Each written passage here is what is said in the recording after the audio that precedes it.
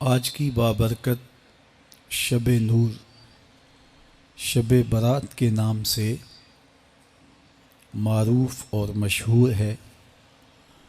اس بابرکت شب کے دامن میں اتنی برکتیں اور اتنی رحمتیں ہیں کہ اللہ جل شانہ گناہ گاروں کو جہنم کی آگ سے آزاد فرما دیتا ہے۔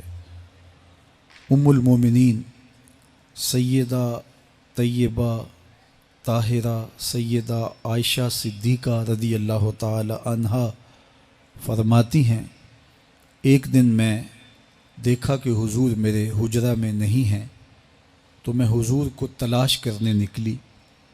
جنت البقیع میں آسمان کی طرف سر اٹھائے حضور اللہ سے التجائیں کر رہے تھے۔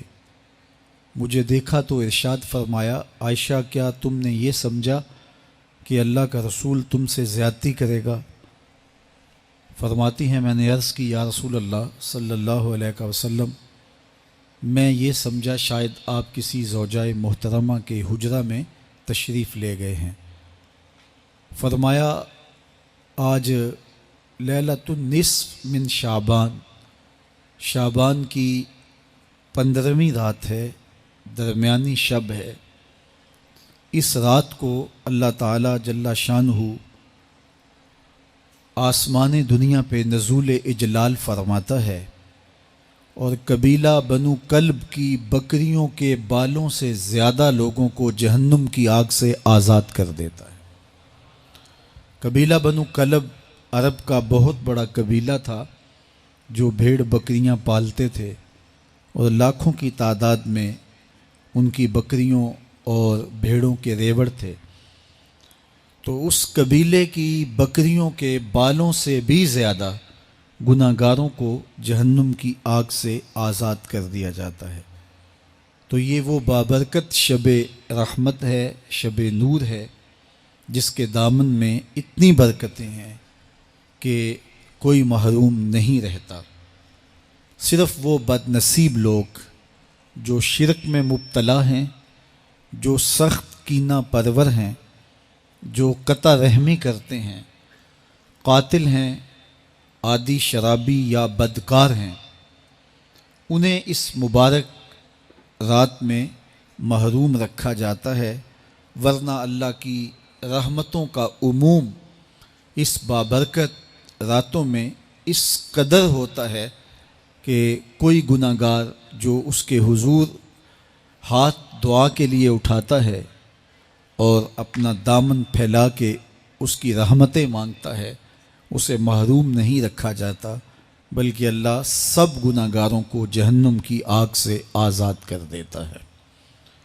ایک روایت میں آتا ہے کہ اللہ لیلۃ النصف من شعبان، شعبان کی 15ویں رات کو آسمان دنیا پہ اپنی رحمتوں سے جلوہ گر ہوتا ہے اور فرماتا ہے کوئی رزق مانگنے والا، میں اس کی جھولیاں بھر دوں، ہے کوئی مغفرت طلب کرنے والا، میں اس کے گناہ معاف کر دوں، ہے کوئی مجھ سے عافیت مانگنے والا، میں اس کو عافیتوں سے نواز دوں، ہے کوئی فلاں چیز مانگنے والا، ہے کوئی فلاں چیز مانگنے والا، اس کی رحمتیں آواز دیتی ہیں اور یہ آواز غروب آفتاب سے لے کر کے طلوع فجر تک مسلسل بندوں کو دی جاتی ہے، اور بندے اس کے حضور اگر دست طلب دراز کریں، اپنی جھولی پھیلائیں، تو اللہ تعالیٰ ان کو ان کے مانگنے سے بھی زیادہ عطا فرماتا ہے۔ اس امت کو اللہ تعالیٰ نے اس طرح کی راتیں دے کر کے مغفرت، بخشش، غفران اور رحمتوں کی فراوانی نصیب کی ہے۔ میرے حضور نے ارشاد فرمایا، ایک شخص صبح سے لے کے ظہر تک مزدوری کرتا ہے، اس کو ایک قیراط ملتا ہے۔ ایک ظہر سے لے کر عصر تک مزدوری کرتا ہے، اس کا وقت تھوڑا ہے لیکن اس کو بھی ایک قیراط ملتا ہے۔ اور تیسرا شخص عصر سے لے کر مغرب تک مزدوری کرتا ہے، اس کو 2 قیراط ملتے ہیں، جبکہ اس کا وقت دونوں سے کم ہے۔ فرمایا پہلی مثال یہود کی ہے، دوسری مثال نصارہ کی ہے، اور تیسری مثال میری امت کی ہے کہ اس کو تھوڑے عمل پر زیادہ ثواب دیا جاتا ہے۔ تو یہود اور نصارہ نے اس پہ برا منایا تو حضور علیہ السلام نے فرمایا کہ اللہ نے ان کے اجر میں تو کمی نہیں کی، لیکن مسلمانوں کو زیادہ اجر دے دیا، تو یہ اس کی کرم نوازی ہے۔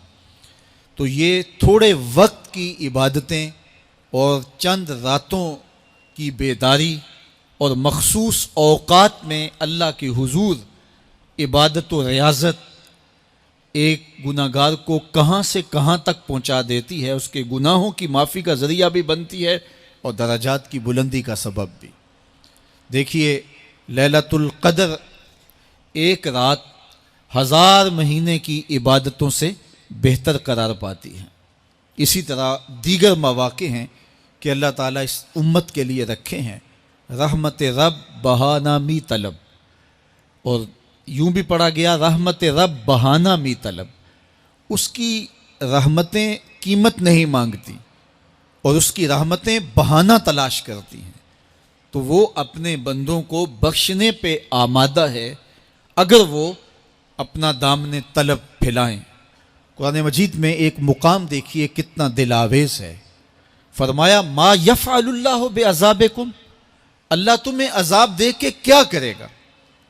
اس کی یہ چاہت نہیں ہے کہ تمہیں عذاب میں مبتلا کرے، اس کی چاہت یہ ہے کہ تم اس کی چوکھٹ پہ آؤ، جھولی پھیلاؤ، اس سے خیرات اور رحمت مانگو، اور وہ تمہارے ماضی کے سارے گناہ معاف کر کے، ساری غلطیاں معاف کر کے تمہیں اپنی رحمتوں سے مالا مال فرما دے۔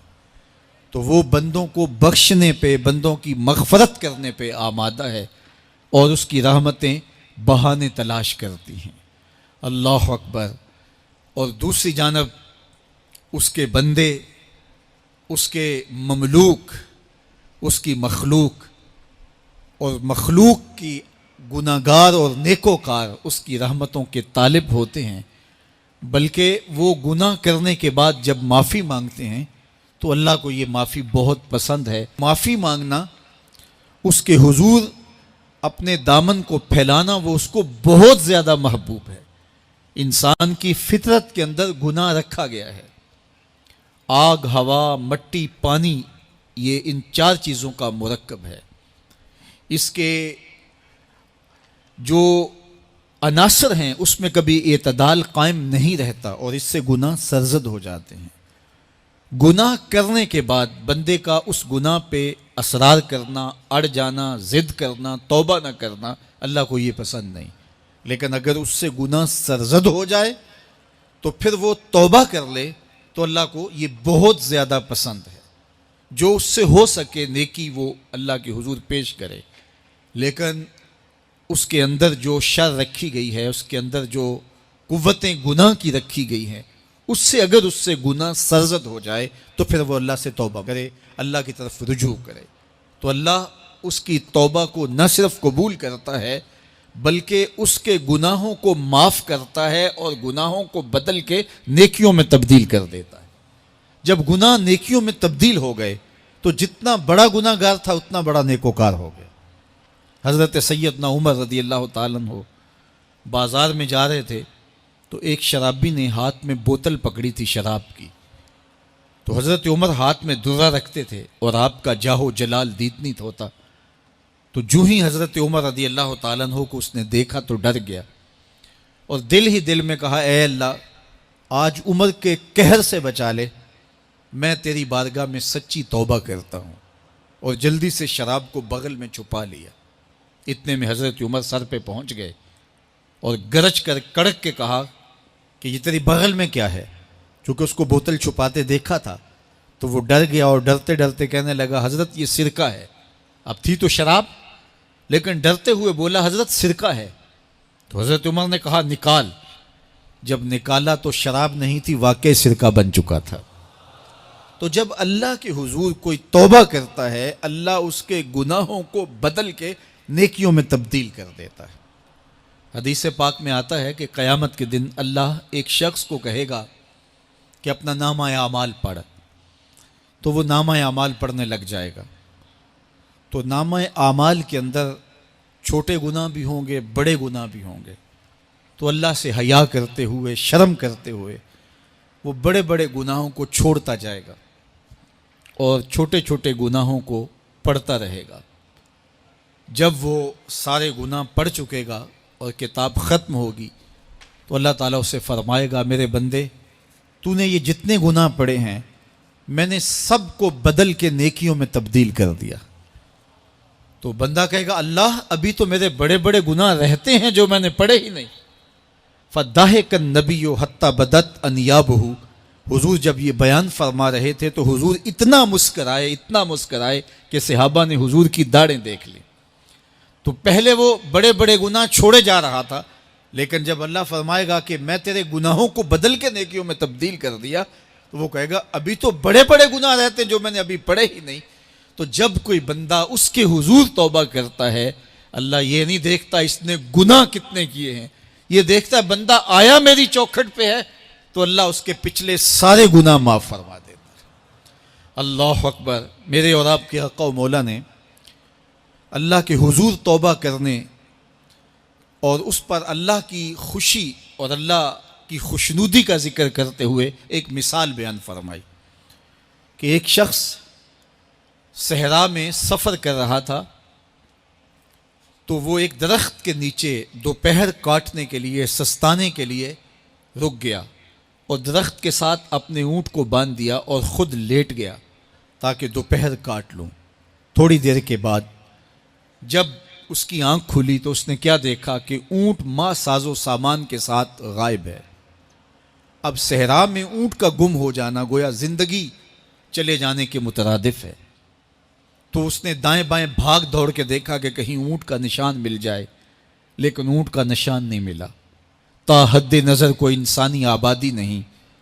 وہ بھاگا اور تھک ہار کے دوبارہ اسی درخت کے نیچے بیٹھ گیا اور پیاس سے ہلکان ہوا جا رہا تھا اور درخت کے ساتھ ٹیک لگا کے لیٹ گیا اور موت کا انتظار کرنے لگا۔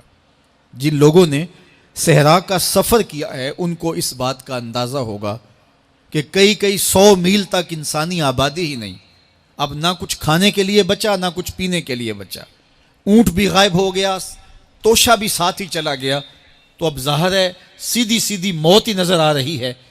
تو وہ اس درخت کے ساتھ ٹیک لگا کے بیٹھ جاتا ہے اور موت کا منتظر ہوتا ہے۔ تھوڑی دیر کے بعد پھر اس کی دوبارہ آنکھ لگ جاتی ہے۔ جب دوبارہ آنکھ لگتی ہے تو تھوڑی دیر بعد پھر آنکھ کھلتی ہے۔